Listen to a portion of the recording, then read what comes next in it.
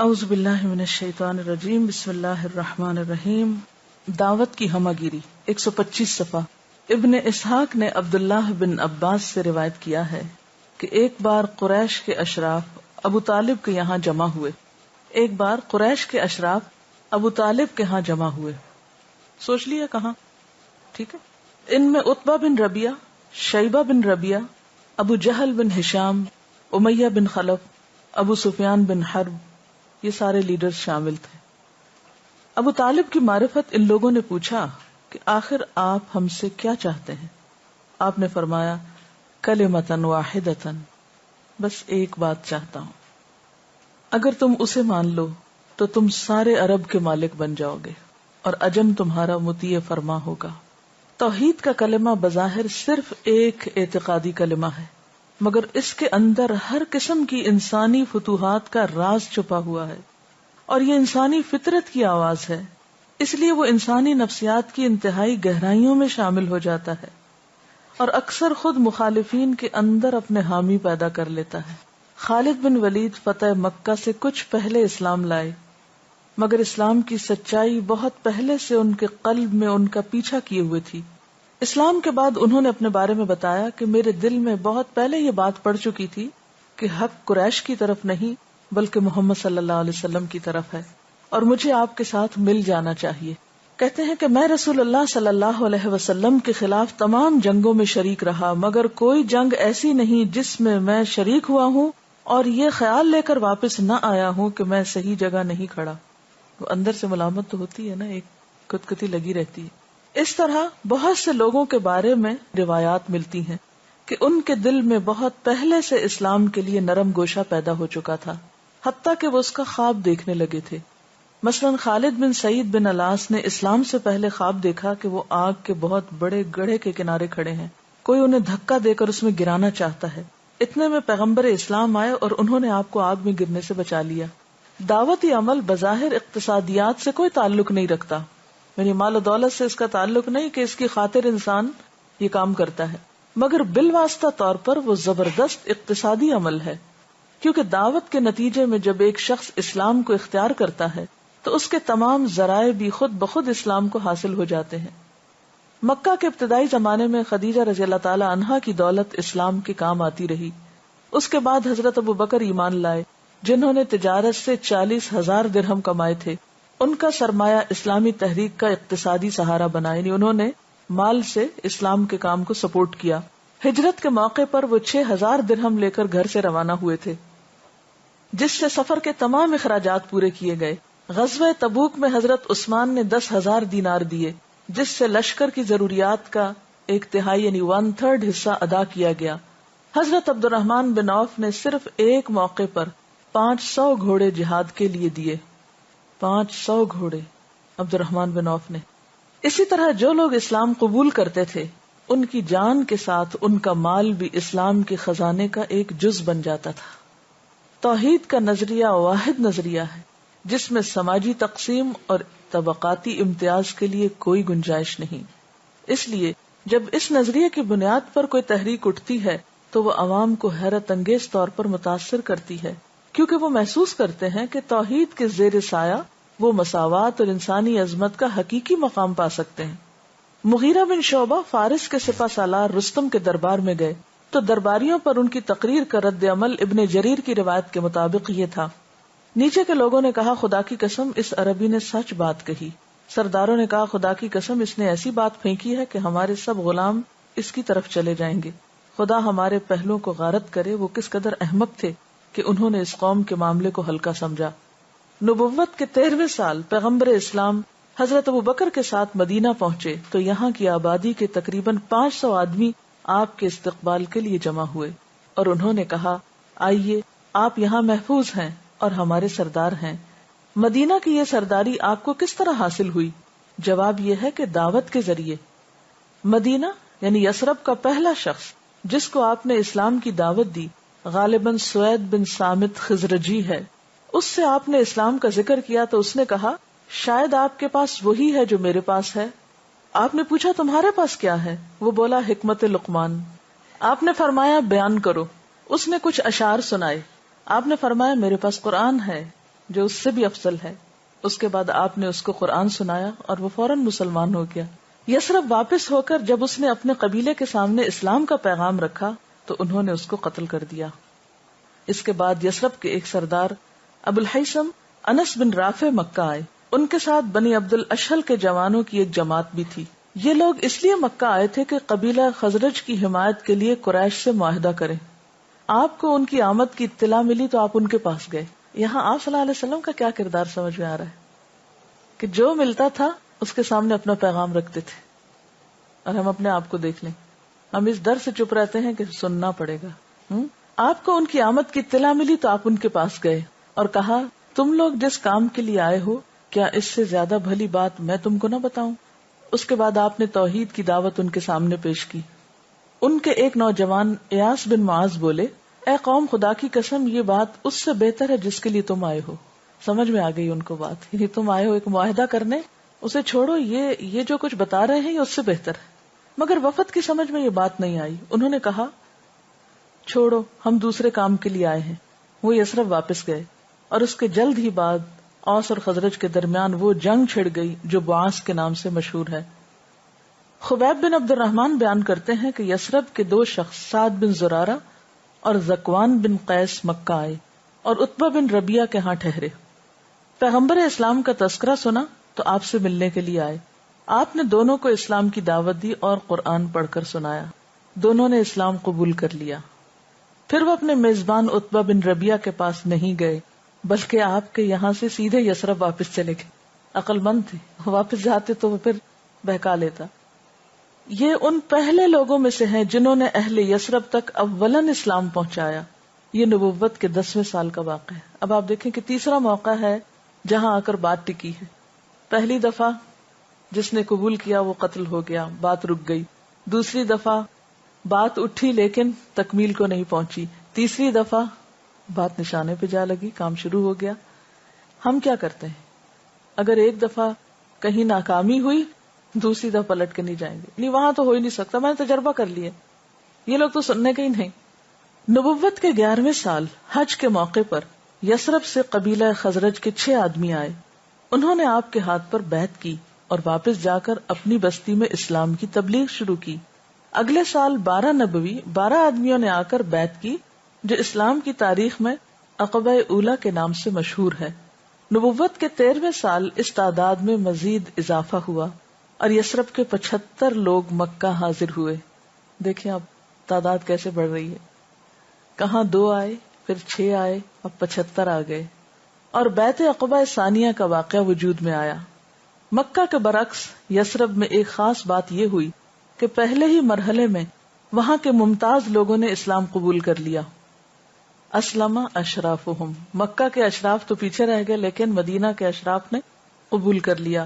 چونکہ یہ قبائلی دور تھا اور قبائل میں یہ رواج تھا کہ سردار قبیلہ کا جو مذہب ہوتا تھا وہی پورے قبیلے کا مذہب ہوتا.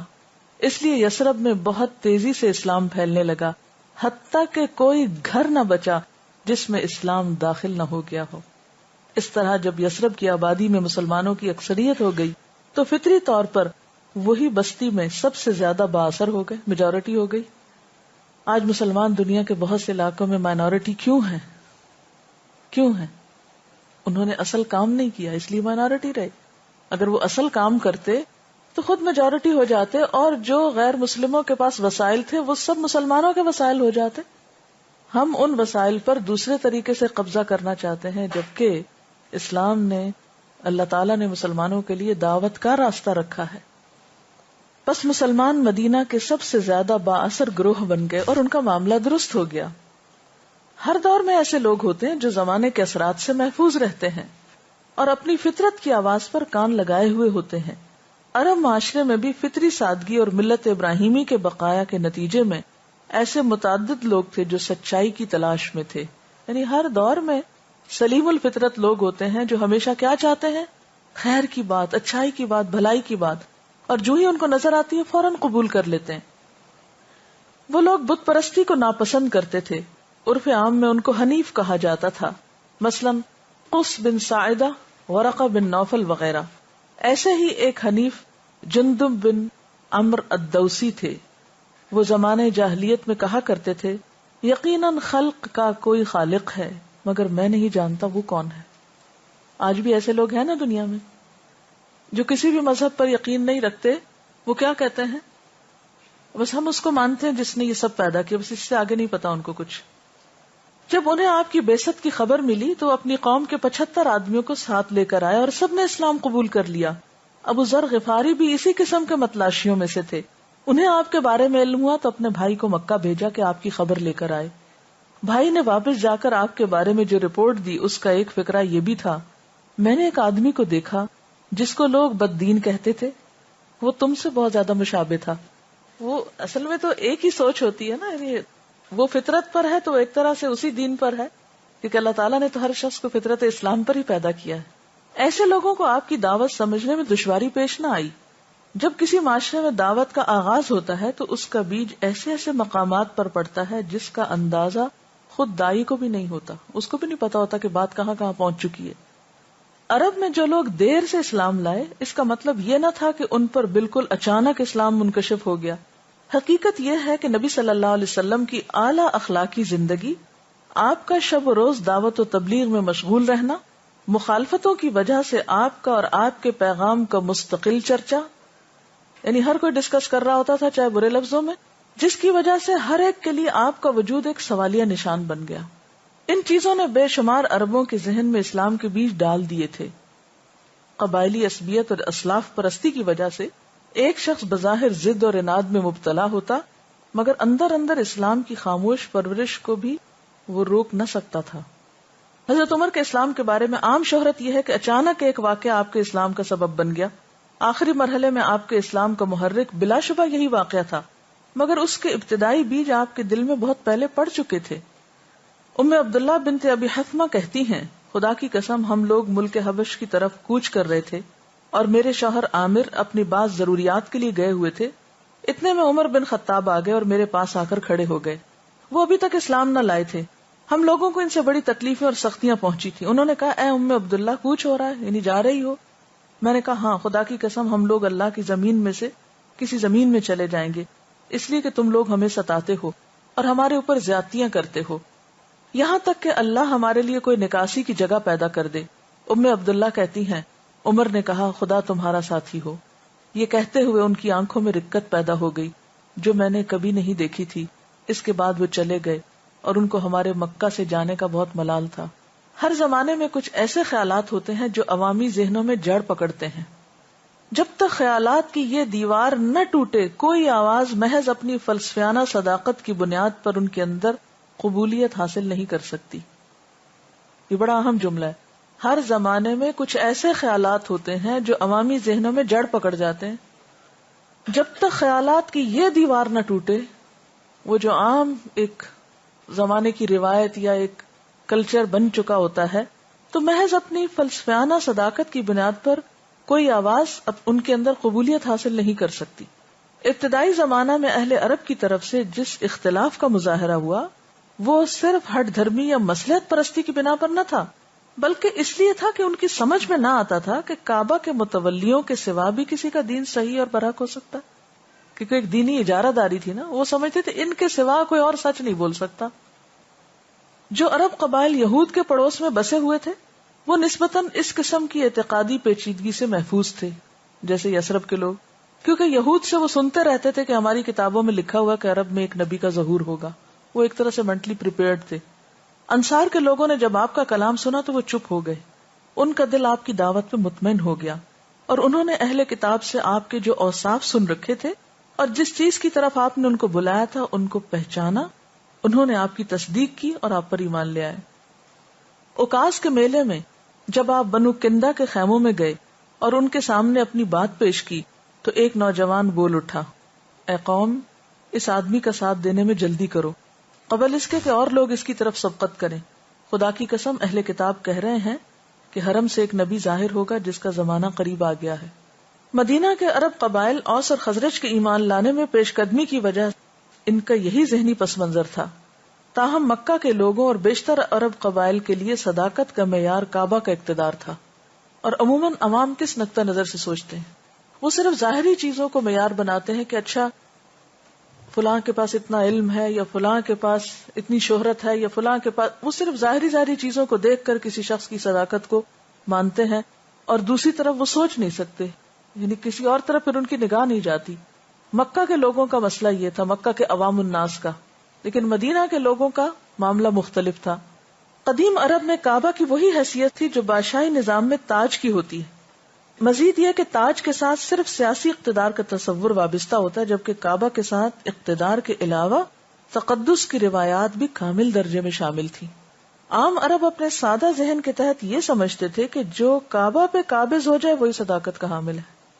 بنو عامر کے ذوالجوشن الدبائی بتاتے ہیں، آپ نے فرمایا اے ذوالجوشن تم اسلام کیوں نہیں لاتے کہ تمہارا شمار اولین لوگوں میں ہو جائے؟ میں نے کہا نہیں. آپ نے فرمایا کیوں؟ میں نے کہا میں دیکھتا ہوں کہ آپ کی قوم آپ کے پیچھے پڑ گئی. آپ نے فرمایا بدر میں ان کی شکست کے بارے میں تم نے کیا سنا؟ میں نے کہا ہاں مجھے معلوم ہے. آپ نے فرمایا ہم کو تو تمہیں ہدایت کی بات بتانی ہے. میں نے کہا ہاں، بشرطے کہ آپ کعبہ کو فتح کر کے اس پہ قابض ہو جائیں. تو بہت سے لوگ صرف اس بات کے انتظار میں تھے کہ آپ اگر کعبہ کو فتح کر لیتے ہیں تو یہی آپ کی سچائی کی دلیل ہے، اور اسی وجہ سے پھر اس کے بعد یدخلون فی دین اللہ افواجا. آپ نے فرمایا اگر تم زندہ رہے تو دیکھ لو گے.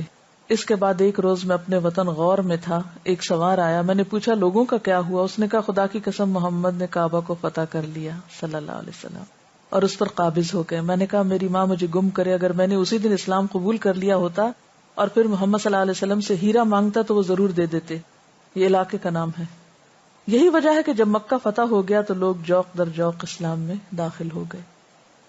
بس کافی ہے. سبحانک اللہم و بحمدک نشہد ان لا الہ الا انت نستغفرک و نتوب الیک.